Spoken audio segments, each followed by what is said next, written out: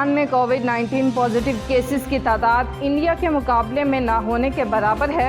Member parliament deputy opposition leader of बरतानिया मोहम्मद अफजल खान ने underground news के चीफ एग्जीक्यूटिव खालिद चौधरी से बात करते हुए कहा कि एक बार फिर हुकूमत बरतानिया ने पाकिस्तान को रेड लिस्ट से नहीं निकाला, जबकि पाकिस्तान की इन्फेक्शन रेट 10 गुना कम है इंडिया से, और इंडिया को रेड लिस्ट से निकालकर अंबर ममालिक की लिस्ट में डाल दिया गया है, जबकि पाकिस्तान को अभी तक रेड लिस्ट में रखा है। जी, मैं डीपली कंसर्न्ड हूँ कि एक बार फिर टोरी गवर्नमेंट ने पाकिस्तान को रेड लिस्ट से रिमूव नहीं किया, जबकि पाकिस्तान के इन्फेक्शन रेट जो हैं कोविड-19 के वो 10 टाइम इंडिया से कम हैं, और भी दूसरे मुल्कों को उन्होंने रिमूव किया है। तो ये जो डिसीजन है नज़र आ रहा है कि एविडेंस बेस्ड नहीं है।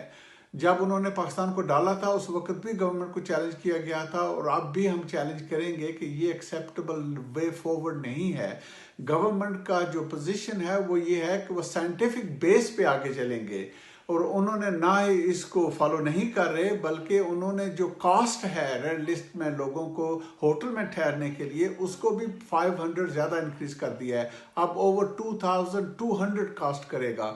तो ये डबल हिट हो रहा है उन लोगों को जो रेड लिस्ट में से होंगे। तो पर्टिकुलरली मिलियन जो पाकिस्तानी यहाँ आबाद हैं, उनका कनेक्शन है पाकिस्तान के साथ, तो उनको ये ज़्यादा कीमत अब देनी पड़ेगी। तो हम डिमांड कर रहे हैं आप गवर्नमेंट से वो मीटिंग हमारे साथ करें और हमें एविडेंस शो करें कैसे ये गवर्नमेंट जो है आगे बढ़ रही है। बरतानिया में अपोजिशन लेबर पार्टी के पार्लियामेंट्रीज, जिनमें opposition deputy leader Mohammad Afzal Khan, Naz Shah और टोनी लाइट के अलावा दीगर पार्लियामेंट्रीज ने हुकूमत को तनकीद का निशाना बनाते हुए अपने खतूत में लिखा है कि ये सरासर नाइंसाफ़ी है कि इंडिया को रेड लिस्ट से निकालकर अंबर ममालिक लिस्ट में डाल दिया गया है, जबकि पाकिस्तान को रेड लिस्ट में रखा गया है। नाज़रीन, आपको लम्हा बालम्हा बाखबर रखने के लिए कोशिश हैं। मज़ीद अपडेट्स के लिए देखते रहिए अंडरग्राउंड न्यूज़।